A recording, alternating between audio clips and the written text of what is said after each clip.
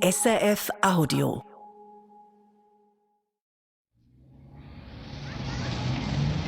Also, liebe Hörerinnen und Hörer, unsere Geschichte spielt am Anfang da zwischen den paar, sagen wir einmal, eine Baracke, wo das Büro für Notwohnungen in Zürich für Familien braucht, die keine Wohnung haben können finden. Da in dieser lärmigen Gegend sollte also unser Stück anfangen. Und wo es aufhört, also bei der 5. Sendung, wissen wir auch schon. Zum Glück. Auf jeden Fall nicht Kalkutta. Also, es sind einfache Holzbaracken, sicher mal vom Militär. Hä? Vom Militär! Was, Militär? Da siehst du, das Küchenfenster sieht man Frau Kaduff. Und das, was so fest brüllt, das ist ihr Jüngst, in ihrer Zeinerleiter. Frau Kaduff spielt die weibliche Hauptrolle in unserem Stück. Hallo! Frau Kaduff! Was ist? Könnten Sie nicht das Radio ein bisschen leiser einstellen? Ob Sie nicht könnten das Radio ein bisschen leiser einstellen? Ich verstehe Sie nicht! Warten Sie! Das Radio ein bisschen leiser! Was haben Sie gesagt? Ich habe nur gemeint, Sie sollen das Radio ein bisschen leiser einstellen. Wieso? Das habe ich ja gemacht. Aber wenn es Ihnen nicht passt, dann kann ich es ja ganz abbrüllen. Aber mit Kleinen da kann ich halt nicht abstellen. Nein, ist schon recht so. Also warum reklamieren Sie denn? Kommen Sie vom Büro? Von welchem Büro? Ja, vom Notwohnungsbüro. Passt Ihnen wieder irgendetwas nicht? Pardon, Frau Kaduff. Das ist der Herr Gerwig, wissen Sie, der von der Fußballreportage. Und er hat die Idee gehabt, wir könnten doch einmal ein Stück schreiben für das Radio über so die Verhältnisse in so Notwohnungen. Ach so, wird man jetzt auch noch vom Radio beschnüffelt? Aber Frau Kaduff, wir wollen doch gar nicht schnüffeln. Schon recht, das kennen wir. Aber da sind Sie bei mir an der falschen Gote. Adieu! Bang, da haben wir's. Wenn die ja wüsst, was sie alles noch muss reden in unserem Stück. Also, das war das Küchenfenster, das die Frau Kaduff so bang zugeschlagen hat. Durch das Küchenfenster sieht man eben den Radio. Er steht auf einem schäbigen, ein bisschen dreckigen Gestell oben und behauptet, dass Kalkutta am Ganges liegt. Ja, dazu noch ein paar schlecht geputzte Pfannen, Peterli, ein Joghurtglas, ein paar Konsummärkchen, die noch nicht eingeklebt sind. Frau Kaduff ist noch im Morgenrock. Der hat auch schon lustigere Farben gesehen. Sie ist also um 11:30 noch im Morgenrock, im Negligé, wie sie mich so fein sagt. Sie, wenn Sie da oben zu nicht lernen, dann schauen Sie doch in andere Küchen rein. Nicht in meine. Dort gibt es bei mir mehr zu sehen als bei mir. Bang! Ein bisschen eine Reise, die Morgenrock-Dame. Ja, gell, sie ist noch im Morgenrock. Die Kaduff. Die kommt doch den ganzen Morgen nicht aus dem Morgenrock raus. Du Kurt, wer ist jetzt da? Die ist schon wieder... Eine Benzigerin haben wir sie getauft. Die hast ja du erfunden. Ja, ich bin Benzigerin von nebenzu. Sie, ich wollte nichts gesagt haben. Aber bei dem Leben, das die führen... Wer? No, wer echt? Die und die Kaduff. Aber wie gesagt, ich wollte nichts gesagt haben. Nicht, dass mir die Kaduff wieder mit dem Reisbesen im Gesicht umeinander fährt, wie auch schon. Ja, schon. Ja, redet man nicht davon. Schuld war natürlich er, der Kaduff. Wissen Sie, so ein halber Zigeuner aus dem Bündnerland oben runter. Ich sage Ihnen, der sauft. Da kommt fast das ganze Glas mit, wenn der mal einen Becher runterwürgt. Und jeden Morgen kommt er zu spät in die Fabrik. Aber wie gesagt, ich wollte nichts gesagt haben. Ich weiß. Schon recht, Frau Benziger. Spät in die Fabrik. Ja, wir haben ja da schon eine Szene, die wir ihm geschrieben haben, dem Kaduff. Sie spielt heute Morgen in der Fabrik, wo er arbeitet.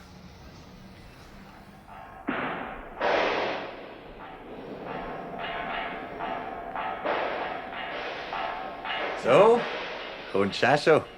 Ein bisschen Rückstand auf die Marschtabelle, hä? Haben sie dir das Morgen zu spät serviert? Das Morgen ist gut. Ein Antischmerz komplett hat mir der Böttler heute ans Nest getragen. Ich habe gestern Abend den Augen seine Gewohnheit getragen. Und dann habe ich heute halt 2 Pillen und ein Glas Wasser. Wasser? Schmeckt aber gewaltig nach Träsch, dein Wasser. Hm? Schmeckt mir's? Ich habe schon selber fast hoch davon. Ein Patriot, wenn ich einen betreibt, kannst du immer eine Fahne vor sich her. Wieder mal Sport, Kaduff, hä? Kann ich doch nicht dafür. Schon recht. Das langt jetzt nicht mehr. Für eine Lohnaufbesserung. Schwätzkeblech.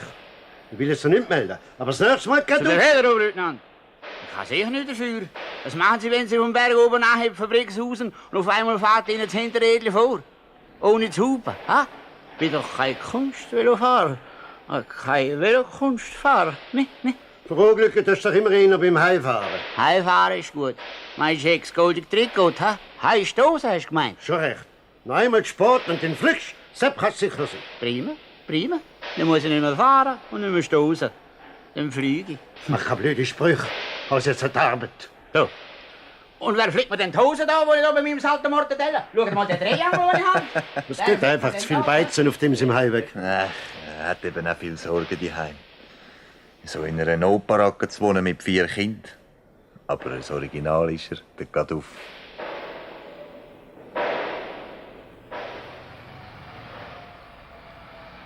Wie der jetzt Abend einmal heimkommt, sage ich Ihnen. Das kann man gar nicht erzählen. Aber also, wie gesagt, ich sage nichts. Du, und wie heisst auch dir wieder gut? Teddy, Nein, nicht ihrem Vornamen. Rüdi Süli, denk. Ah, stimmt, Frau Rüdisüli. Also dann, vielen Dank, Frau Rüdisüli. Bitte, bitte. Ja, Sie spielen doch auch mit aus dem Hörspiel. Ja, jetzt kann ich gerade nicht. Jetzt muss ich zuerst fertig kochen. Ja, aber es muss ja nicht gerade jetzt sein. Es gibt noch viele Sendungen. Ja, Sie. Kommt's gut raus? Ich meine, gibt's ein Happy End? Ja, also sicher ist nichts. Wenn es nämlich ein Hörspiel über die Gadoffs ist, dann kommt es bestimmt schief raus. Frau Rüdisüli! Die weiss sicher wieder nicht, was kochen. Ja, Frau Gadoff. Da gehen wir glaub, lieber auf die Seite. Die 2 Frauen machen sicher eine Szene ohne uns. Was haben denn Sie da mit diesen 2 Schnüfflern zu berichten?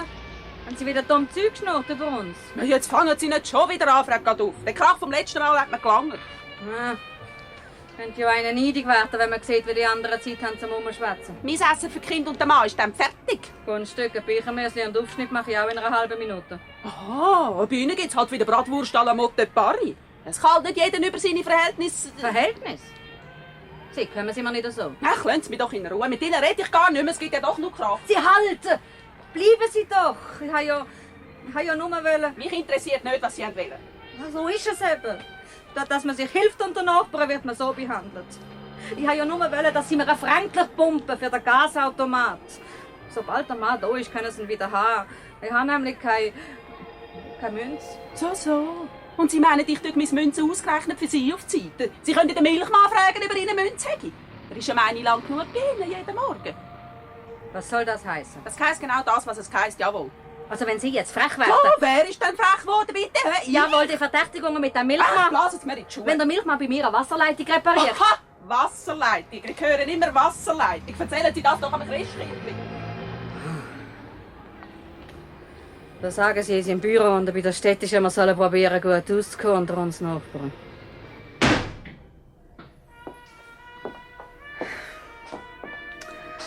Noch nicht gekocht.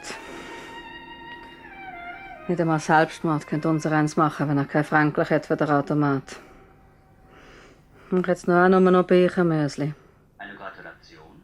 Wie heisst das jetzt da wegen dem Gemüse?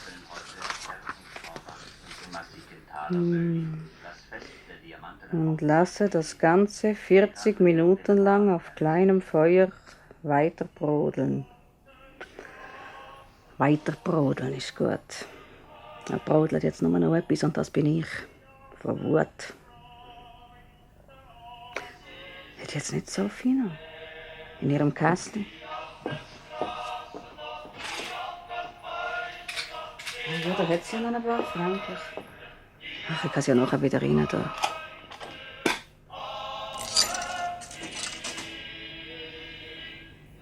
Ja, so anzünden wir sie auch noch.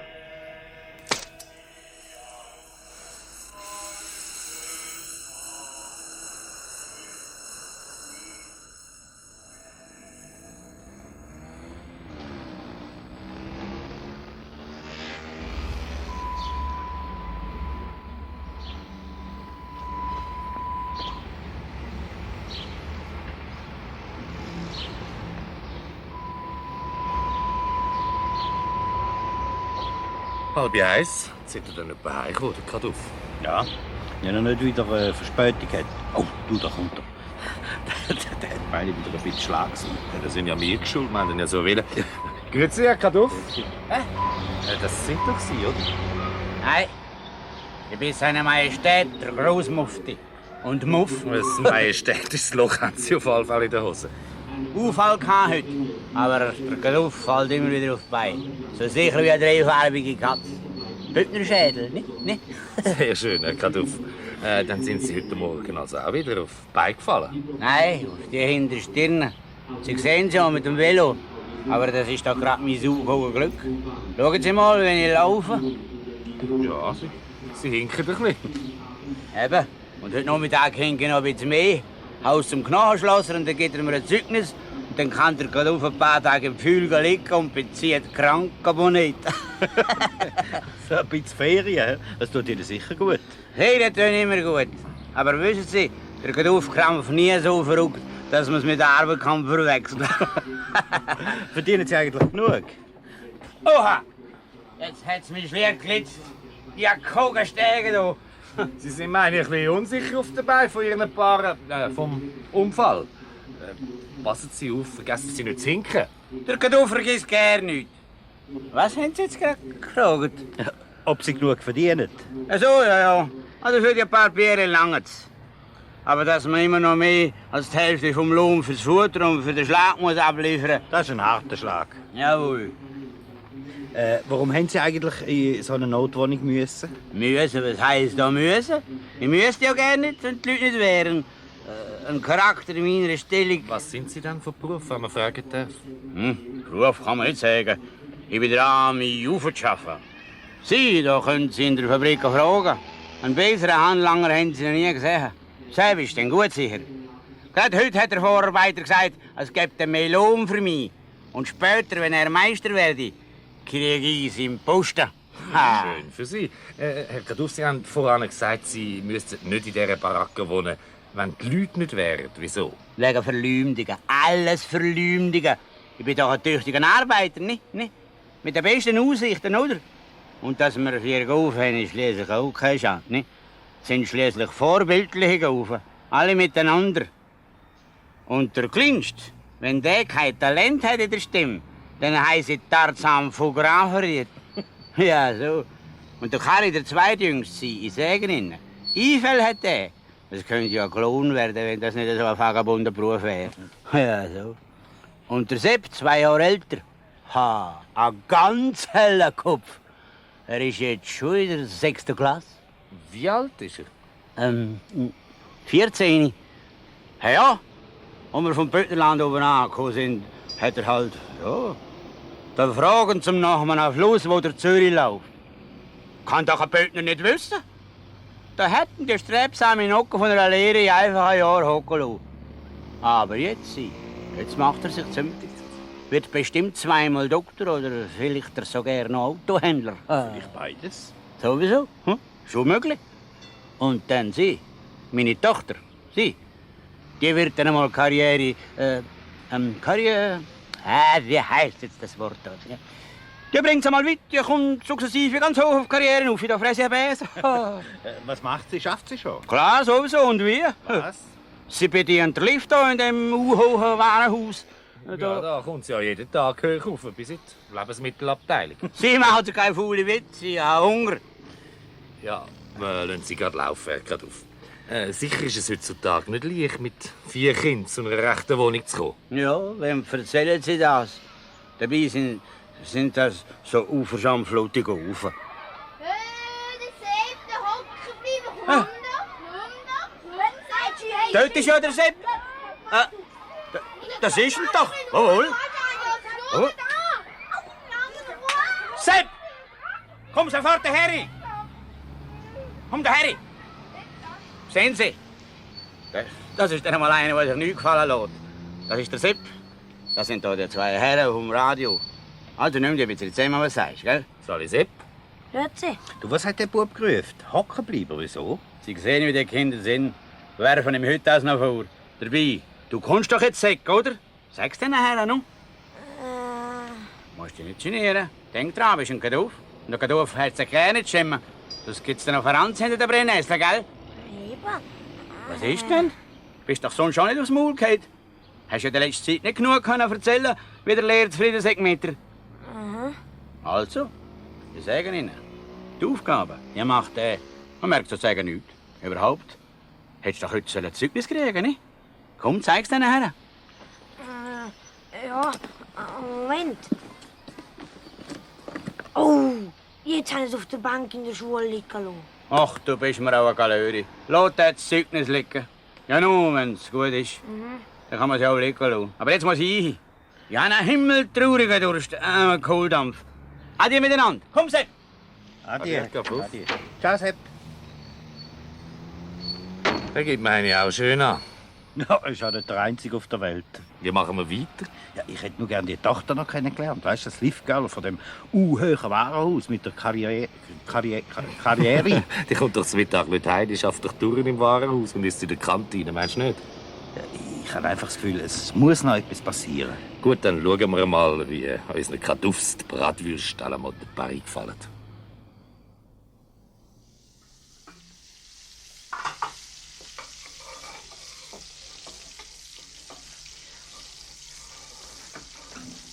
So, kannst du auch anfangen?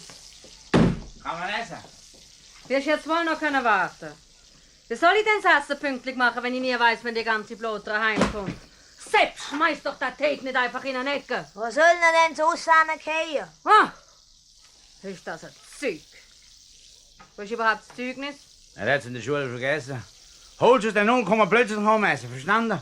Ja. Was wird mir wieder eins sein? Pack doch jetzt nicht immer auf den Bub rum. Hast du ja gehört, was er erzählt hat letzte Woche? Er sei fast der Beste im Turnen. Nein, ich bin der Beste im Turnen. Gestern bin ich Goalie geworden in unserem Shootclub. Ja, schöner Goalie. Ein Eigler hast du uns gesagt. Da ging ja Ballen zwischen den Augen. Oh, das ist eine Gemeinheit. Das ist nicht wahr. Wohl, der Freddy und das Meiringens Buben haben sie auch gesagt. Das ist ein Lug. 12:1 haben sie verloren. Hat er nur die erste Halbzeit gespielt. Und in der zweiten haben sie ein einziges Goal gemacht, du Aufschneider. Du musst gerne nichts sagen. Selber Aufschneider. Überhaupt haben sie mir gesagt, du würdest jetzt mal schneller Fußfahren, hau die das. So, was ist das? Kommt mal Kniebel von der Bühne und schon ist wieder Krach unter dem Dach. Die anderen haben es ja gesagt, der Sepp muss das Jahr. Red Späsi, Klaritätsch. Wer du bist, dann sag ich, was du heute Morgen oh, wenn das sagst, dann... Ruhe jetzt! Überhaupt. Jetzt muss ich Was ab? ein Aperitif haben. Wenn das Essen auf sich warten lässt, nimmt man immer ein Aperitif. Es muss doch noch so eine halbe gute Musch noch. Nein, nichts ist. Hast du meine schon genug geladen. Man schmeckt es ja bis hierhin. Mach den Musch führen. Man wird ja wohl noch ein Schlückchen nicht dürfen, oder nicht? Ja, wenn man etwas zu feiern hat. Es nimmt mich ein Wunder, was wir zu feiern haben. Wenn du wüsstest, was der Vorarbeiter zu mir heute gesagt hat. Man kann mir ungefähr denken mit dem Kater, den du heute in die Fabrik getragen hast. Yes! Was hast denn du für ein Loch in der Hose? Hm? Um Himmels Willen! Die einzige gute Wertungshose, die wir noch haben. Was ist denn schon passiert? Bin halt vom Velo oben eingeflogen heute Morgen. Ich soll zum Doktor, hat der Vorarbeiter gesagt. Unfall auf dem Arbeitsweg. Das geht's halt nicht, ne? Hast du vielleicht schon am Morgen angefangen zu gütterlen? Jetzt hör doch mal auf mit dem ewigen Verdächtigen. Vielleicht habe ich etwas gebrochen. Aber das ist dir ja wurscht, nicht? Könnt ihr sogar den Schirm zumachen. Gut, dann hol ich halt den Most selber. Du hinkst ja nicht einmal. Ob ich hinke oder nicht, ist schließlich meine Sache, ne? Ich hinke, wenn es mir passt. Also, was hat denn der Vorarbeiter gesagt? Jetzt sage ich gerade extra nichts. Man wird ja doch nicht geschätzt. Man ist überhaupt nur noch ein Lumpen daheim. Ich ziehe jetzt den aus. Dann könnt ihr dann den Handstand machen neben der Brotkiste. Also, was hat er gesagt? Wer? Eben der Vorarbeiter. Also. Aber es macht ja doch keinen Eindruck. Vorarbeiter soll jetzt dann werden. Und es geht nicht mehr lang, dann kriege ich mich los. Aha. Also gut, dann hol halt die Guttern aus. 6 Sekunden gerade. Wird noch eine Frau sein.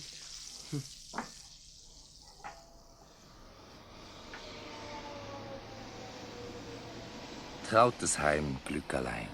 Mir langt's. Ich glaube, man lässt die vorbildliche Familie jetzt ihr Glück geniessen und gehen auch etwas essen. Komm du, ich weiss so ein italienisches Speizli. Schau, da kommt meine etwas Unheimliches. Du, wenn es Furien gibt, dann sind das 2 davon. Komm, gehen wir ein bisschen Deckung. Ja, das werden wir dann gerade haben. Jetzt ist wieder mal abgerechnet mit dieser Säubande. Herr Kaduff! Ja, was ist, Herr Rüdisüli? Ja, ihr Säubub da, der Karri, hä? Also, es ist lange Frau nicht... Rüdisüli, nehmen Sie sich zusammen. Zu meinem Bub sagt man nicht einfach Saubub. Das ist ein Kaduff. Und wenn wir schon nicht gerade Pastrizer sind... Na, tun Sie doch nicht so, Herr Kaduff. Wir alle haben ja genug unter dem Kerl zu leiden. Und meinen Sie, wir leiden nicht auch unter euch allen hier? Wenn wir solche Nachbarn hat wie Sie sind... Das ist doch der Gipfel. Sie haben gerade so zu reden, Sie. Mit Ihnen rede ich auch gerne nicht, Frau Benziger. Mit Ihnen huste ich höchstens. Ich rede mit dem Herrn Rüdisüli. Nein, jetzt reden Sie mit mir, mit der Frau Ah, Rüdisüli. bist still. Jetzt rede ich. wenn Sie mal so freundlich sind und das Gemüsebeetchen von meiner Frau anschauen. Herr Rüdisäule, ich bin jetzt beim Mittag und habe keine Lust, an einer Gartenbauausstellung teilzunehmen. Dann schauen Sie nur mal im Briefkasten an. Ich höre. Das hat meine lange, wenn Sie immer an meinem Briefkasten rumnacken. Das ist doch eine Frechheit. Das habe ich gar nicht nötig. Man weiss ja schon im ganzen Quartier, dass Sie nur Mahnung und Zahlungsbefehl bekommen. Immerhin ist der Betreibungsbeamte noch nie bei mir gewesen. Dafür umso mehr der Milchmann. Was, Milchmann? Ja, Sie sind auch der Einzige, der das nicht weiss. Fast jeden Morgen hockt er über eine halbe Stunde bei Ihnen. Ja, haben meine ja komplizierte Milchrechnung miteinander. Was soll das mit dem Milchmann? Einer wird noch Tag müssen die Wasserleitung reparieren, wenn es die Städte schon nicht tun. So, sagt man dem jetzt Wasserleitung. Wasserleitung ist gut. Ruhe jetzt! Was soll überhaupt der ganze Mais? Was hat das Gemüsegärtli von der Frau Rüdisäule überhaupt mit dem Milchkasten und mit dem Briefmann? Der Briefkasten mit dem Briefgärtli? Ach, was soll das Zeug überhaupt alles? Ihr Sprössling da, der Karri, der hat ein ganz Peterli und den Schnittlauch ausgesät aus dem Gärtli und hat den Neues und den Frau Benziger im Briefkasten reingestopft. Und was hat das mit dem Milchmann zu tun? Ach, fragen Sie doch nicht so blöd. Sie haben mir für den Schaden aufzukommen. Und der Bub muss eine exemplarische Strafe bekommen, sonst melden wir das dann der Schulpflege. Schon recht. Aber was hat das mit dem Milchmann zu tun? Das hat genau das damit zu tun, dass Ihre Frau ein bisschen mehr Augen auf ihren Säubub haben sollte, statt auf den Milchmann. Aber das ist ja kein Wunder, wenn Kinder die Eltern anschlagen. Der Apfel fällt nicht weit vom Stamm. Ja, mit der Tochter ist es ja genau das Gleiche. Da, die mit ihren Röhrlihosen und dem Vogelnest auf dem geschminkten Läfli. Gestern Nacht ist sie auch mit der ersten Weisheit. Ja. So, jetzt langen Sie nicht. Wenn Sie meinen, Sie können das so über meine Familie losziehen. Hören Sie doch auf, wir wissen ja, was Sie für eine sind. Passen Sie auf, was Sie sagen. Meinen Sie, es wüsste niemand, was Sie die 3 Monate gesehen sind im vorletzten Sommer, wo Sie gesagt haben, Sie seien auf Montage? Montage ist gut. Ja. Einer, der an der Riviera war. Wie bitte? Jawohl, an der Riviera. Das Regensdorf. Wenn Sie einen Moment warten, Herr Rüdisäule. Ich komme gerade raus. Ich möchte Ihnen etwas zeigen. Ja, kommen Sie noch raus, wenn Sie den Guri haben. Also komm, wir gehen. Mit dem Pack sollte man sich überhaupt nicht einlassen. Komm jetzt, Conny, komm. Schau, er kommt ja raus. Komm jetzt. Nein, Conny, nein, lassen! Conny, lassen, los, lassen! Wenn Sie noch einmal... Da haben Sie... Eben. Ja, nur will er zeigen, wie das ist, wenn man einen Flatter auf der Zinke kriegt. Ein Kaduff Oberkött Spezial einfach. Und wenn Sie Lust haben, kommt gerade alles noch einmal, und zwar von hinten. Ja, so, ja. Da sind Sie dann kein Totenauto, Herr Sie, wir sehen uns dann schon wieder, hä? Vor Gericht. Jawohl, und zwar wegen übler Nachrede. Sie abgeschlagener Verleumder. Sie Ehrabschneider! Ach, dass man so muss wohnen. Es ist zum Heulen. Und der Sauber kriegt auch noch seinen Teil. Er macht ja aber auch wirklich dumm Zeug. Und du? Was machst du für Zeug? Was ist das für ein Geschnurr mit dem Milchmann? Ha? Aber da weisst doch, wenn man da verleumdet wird. Die Wasserleitung ist kaputt gewesen. Ist mir auch zu nicht. Hat das nur nicht gesagt. So, du jammerst doch sonst wegen jeder lautrigen Türfall einen halben Tag. Ach, ich kann doch nicht wegen einer Wasserleitung. So, das kannst du nicht. Aber mit dem Milchmann kannst du über die Wasserleitung reden. Ha? Du Balz, ich schwör. Wenn du anfängst zu schwören, dann garantiere ich es ein Lug. Es langt mir jetzt. Jetzt habt ihr mich gesehen für eine Weile. Das ist doch nicht zum Sagen. Drückt auf, haut's ab in die Bärbla! Balz! Ach, ist das ein Zeug. Was ist einfach Kaduff? Hat es ein bisschen Streit gegeben? Jetzt läuft er davon in den nächsten Beiz und sucht sich wieder ganz voll. Ja, sollen wir ihm nach? Ach, lassen Sie mich doch gehen. Ja. Ich glaube, wir lassen die Frau Kaduff jetzt allein mit ihrem Schmerz und ihrem Säubub. Ja, es bleibt uns jetzt, glaube ich, nichts anderes, als dieser Geschichte laufen zu lassen.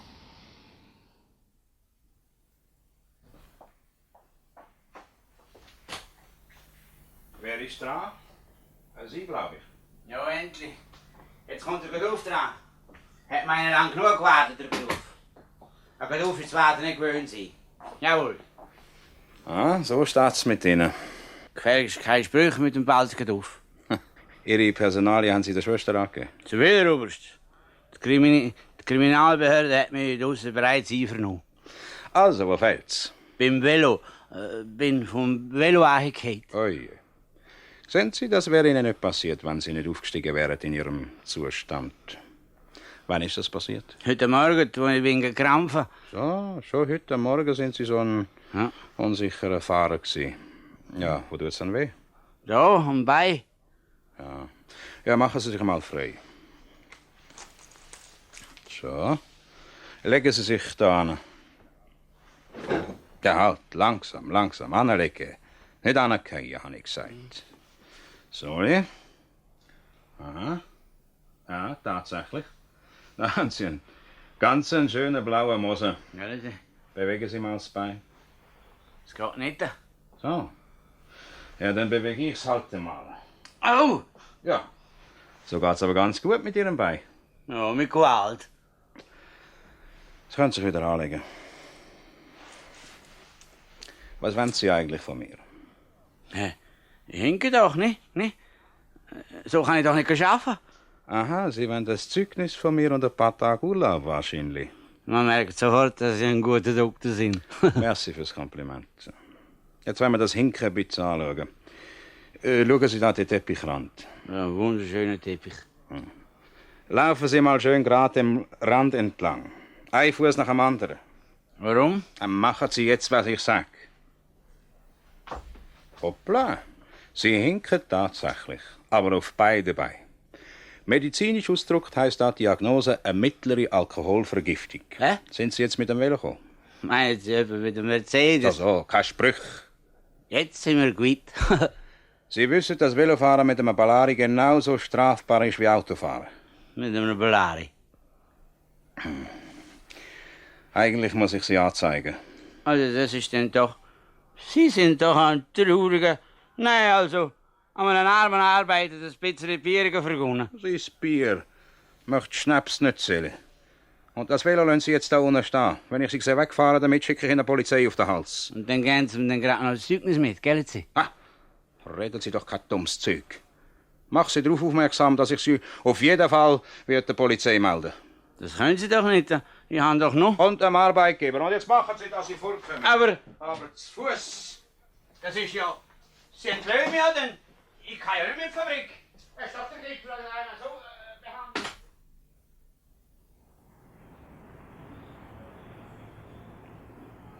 Sepp! Kari! Sepp! Sepp!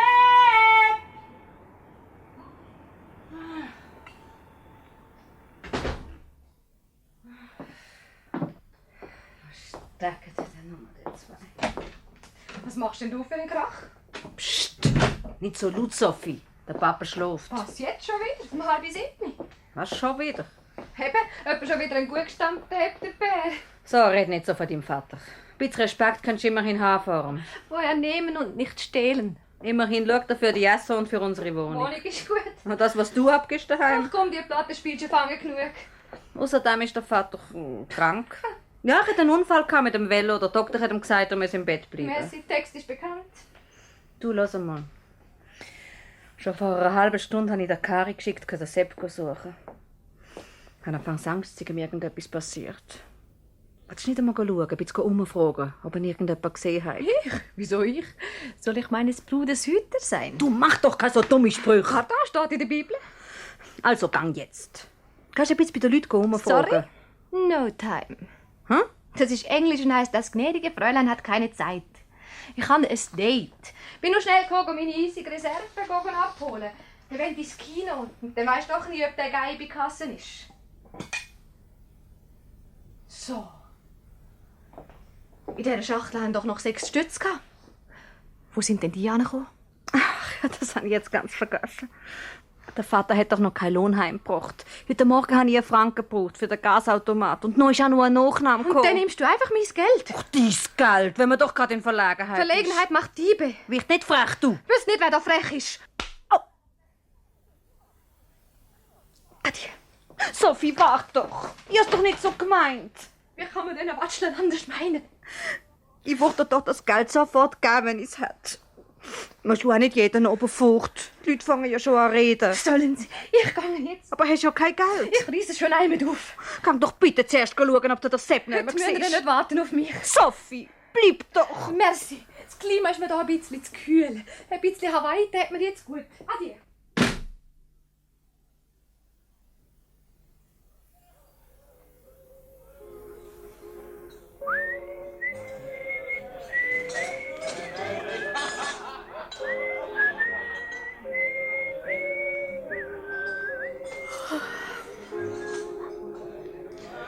Ja, no. Dann gibt's halt kein Kino heute. Wie lange jetzt mit knapper Not noch für ein Blätterli Wasser? Hast du bestimmt nicht, Sophia? Leer wie die Wüste. Total ausgelebt von der Mutter. Kannst du dir vorstellen, die Wut, die ich habe? Das sollen unsere Vorbilder sein. Wenn einem schon die alten 30 Klöttermausen. Was sollen wir denn da noch machen, Johnny? Warum? Hast du eine Bank im Auge? So eine Bank. Keine am See, du Edli-Schwalbe. Ich meine irgendeine kleine Bankfiliale. Hey, der Johnny als Gangster. Du musst aber noch ein bisschen Herdöpfel lesen, damit du wachst. Sonst bläst dich ja ein Polizist glatt um. Schau, da ist er wieder. Wer? Der Zürichberg, der immer so Steilaugen bekommt, wenn er dich sieht. Ach, das soll mir doch in die Schuhe blasen. Hallo. Wer ist am Telefon, bitte? Immer der gleich. Ich lasse jetzt Platten runter. Extra für Sie, Fräulein. Der wird meine auch immer klebriger. Was will denn der geschniegele Brüder überhaupt da? Er soll doch Böckli-Gumpis machen bei seinen Herrensöhnchen. Der gehört doch gar nicht zu uns. Hören Sie! Sollen wir einen Tipp geben, dich in Ruhe zu lassen? Mich stört er nicht. Vielleicht zahlt er etwas Weniges. Can't you see I love you? Please don't break my heart in two.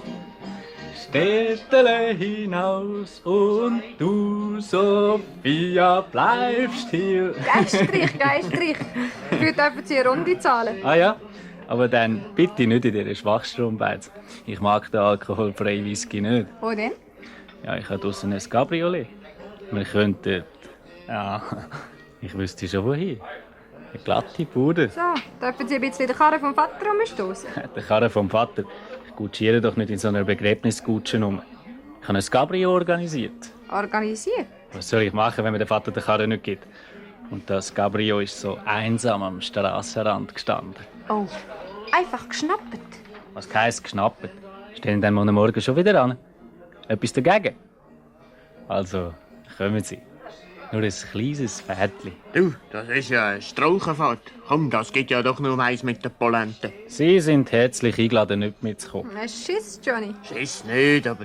Ja, und haben Sie den Zündungsschlüssel und können Sie überhaupt fahren? Keine Bange, der Störling Moss ist mein Bruder. Und da ist der Schlüssel. Der lässt ihn nicht mehr stecken. Aber wenn Sie natürlich Angst haben... Angst? Ich? Also los. Fräulein, ich zahle. Ja, aber... Sie können niemandem eine grössere Freude machen als mir, wenn Sie da bleiben. Ja, das könnte so passen. Also, ich komme mit. Ich kann auch schnell zahlen. Du, das gefällt mir dann gerade gar nicht. Er ist bestimmt nicht vom Zürichberg. Das ist doch irgendeine faule Nummer. Willst du kneifen? Jetzt wird es doch erst spannend. Hätte ich gar nicht gedacht von dem. Zuerst macht er immer den sentimentalen Blick. Jetzt gehst du auf einmal als ein ganz harter Boy ist. Komm jetzt. Im schlimmsten Fall ist Aussteigen während der Fahrt nicht verboten. Es wird ja kein Tram sein, sein Cabrio. Also, Abmarsch! Okay, komm Johnny.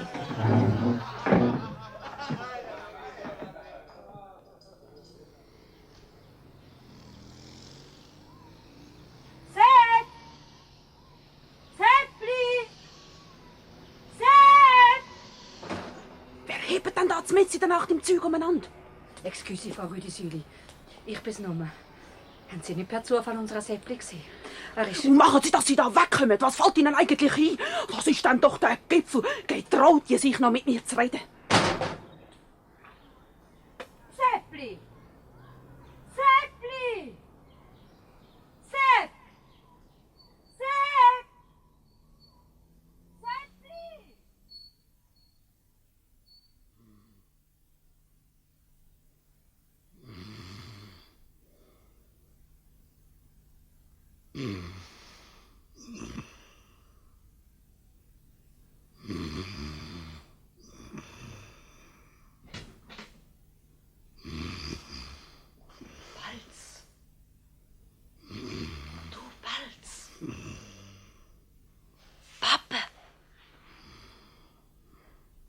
Nicht. Das Kühli. Das letzte Kühli. Balz, was hast du denn? Hä? Was ist los? Was gibt's? Was sagst denn du da von einem Kühli? Was, Kühli? Ja, jetzt hast du gerade etwas von einem Kühli gesagt. Ach, dummes Zeug. Ja, so. Ja, das letzte Kühli vom Gütli. Ja, wo wir ihn wegtun. Ach, ich habe noch geträumt. Du Bald musst du nicht verrückt werden, dass ich dich jetzt geweckt habe. Was gibt's denn? Der Sepp ist immer noch nicht da. Was? Er hat so Angst. Der Sepp ist noch nicht da? Ja, der ist ja schon nicht da gewesen, wo du in deinem Ballari vom Doktor heimgekommen bist. Hat er es ja dort schon gesagt. So. Von dem weiss ich nicht. Das glaube ich schon, hast du auch dort gehört. Ach, fang jetzt nicht wieder an, jammern. Jammern ja gar nicht. Aber er ist ja nicht zum Znacht gekommen. Und jetzt ist doch schon fast 10. Ich habe ihn überall gesucht. Dem Bub ist etwas passiert. Es ist ihm sicher etwas passiert. Was soll ihm nicht passiert sein? Man liest doch anfangs so viel in den Zeitungen. Der Kari hat überall umgefragt. Und ich auch. Wo kann der Bub stecken? Gib mir mal die Hose. Pass doch auf, komm doch nicht so aus dem Bett. Musst doch ein bisschen Acht geben wegen deinem Bein. Was, Bein? Warum? Dein Bein ist doch kaputt. Mein Bein? Aha. Ja, ja. Aber das ist jetzt nicht die Hauptsache. Ich gehe jetzt den Bub suchen. Wenn ich noch wüsste, wo der ist. Ich wecke, glaubt der Kari. Der weiß am besten, was sich umtreibt. Oh nein, lass ihn schlafen, sonst fliegst du auch noch da gleich. Ach, dummes Zeug. Das ist jetzt wichtiger. Wo ist überhaupt Sophie? Fort. Schon wieder? Sie ist böse auf mich. Sie ist mir so frech gekommen, dass mir die Hand verschlüpft ist. Hä? Ja, haben ihr eine gewusst. Das ist doch sonst meine Rolle. Ja, nu, tut ihr gut. Komm, wir gehen jetzt.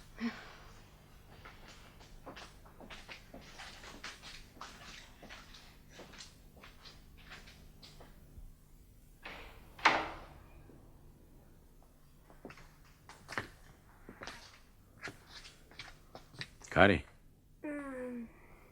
Also mal, Kari. Der Sepp ist noch nicht heimgekommen. Weißt du wirklich nicht, wo sich der Bub... Warte, ich mach Licht. Hä? Was erzählst du denn da für einen Kabis?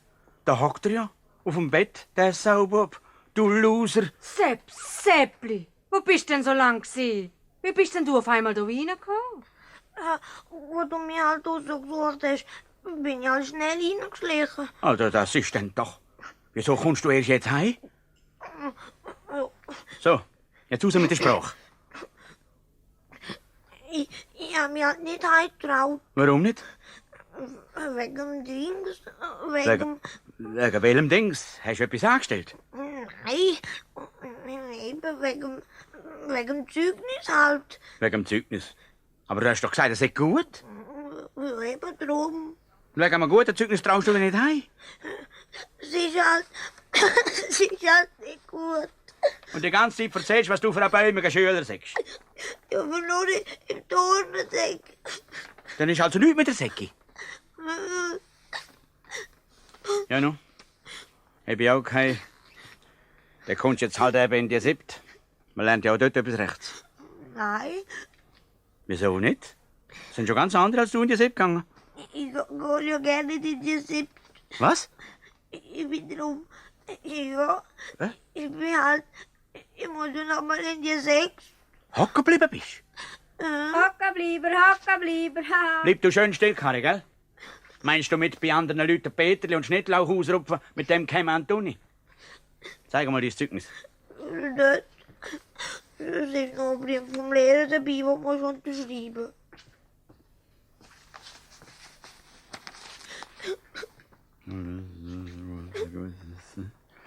Sind die Leistungen erbärmlich unter Durchschnitt. Mhm. Oha. Auch lässt die Disziplin ihres Sohnes und sein Fleiß in so hohem Maße zu wünschen übrig, dass wir es ihnen empfehlen würden, die Zügel etwas straffer anzuziehen in der Erziehung. Mhm. Nicht hauen, Papa, nicht Nein, hauen. mach ihm nichts, Balz, bitte. Ja, nun. Ich habe gerade kürzlich im Tagesanzeiger gelesen, dass alle Nobelpreisträger schlechte Schüler waren. Hast du also noch alle Chancen. So, und jetzt wird gefuset. Verstanden? Danke, Papa. Was? Was? Nicht, ich habe nur Danke gesagt. Danke, hast du gesagt. Für was? Nur so. Mhm. Auch zuerst mal. Also, gute Nacht.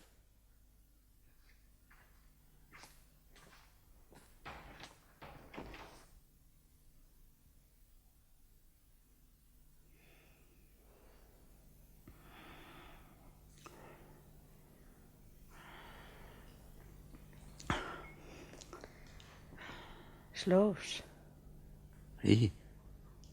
Nein. Kann auch nicht. Du, Balz, Was? ich wollte nur mal sagen. Ich bin so froh gewesen, dass du deinem Bub nichts gemacht hast. Hätte ich es doch die ganze Zeit schandbar angelogen. Ja, no. Sag ja nicht immer jeder die Wahrheit. Ach, Was hast du denn? es ist einfach zum Verzweifeln. Was? Nichts. Einfach alles. Der ewige Krach mit den Leuten. Die blöde Sauferei von mir. Und die hohe Barackenwohnung, wo alles aufeinander hockt. Aber wenn du jetzt mehr Lohn bekommst und Vorarbeiter wirst, dann findest du vielleicht doch einmal etwas anderes. Vorarbeiter. Ich und Vorarbeiter. Aber du hast doch gesagt. Du weißt doch, was ich am Ballari nicht alles zusammenschnurre. Es war ja gar nicht wahr gewesen. Nicht wahr?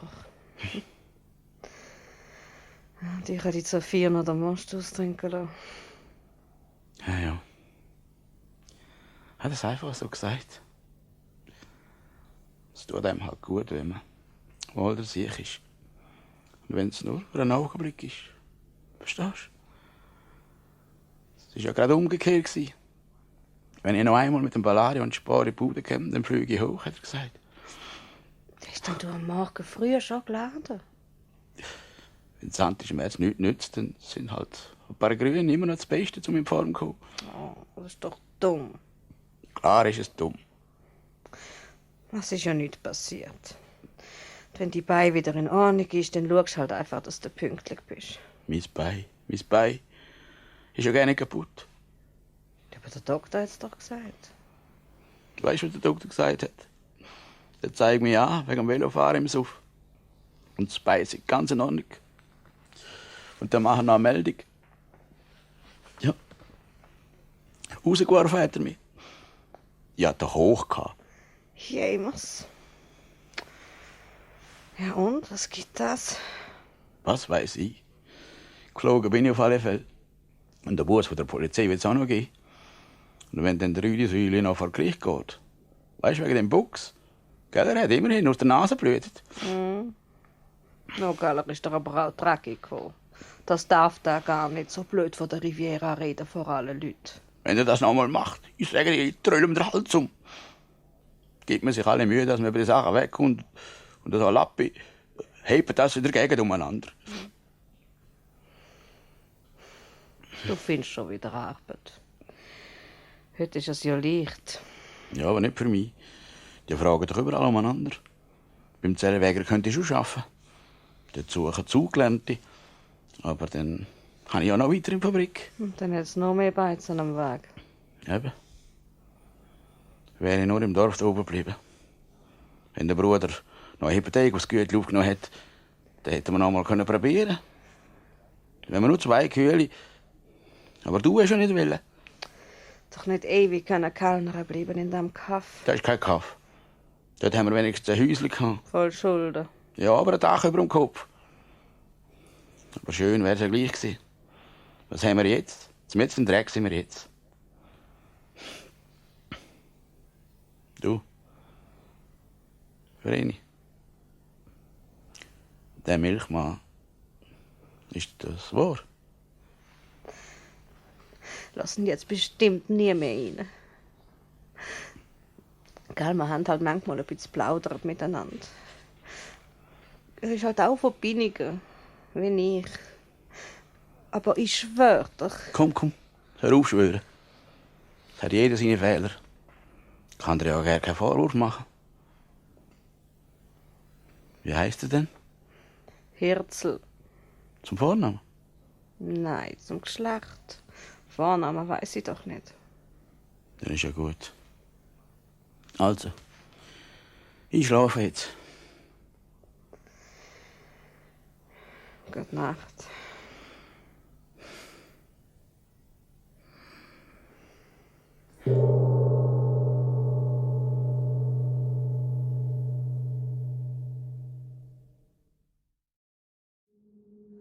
Das war ein Podcast von SRF. Produziert im Auftrag der SRG.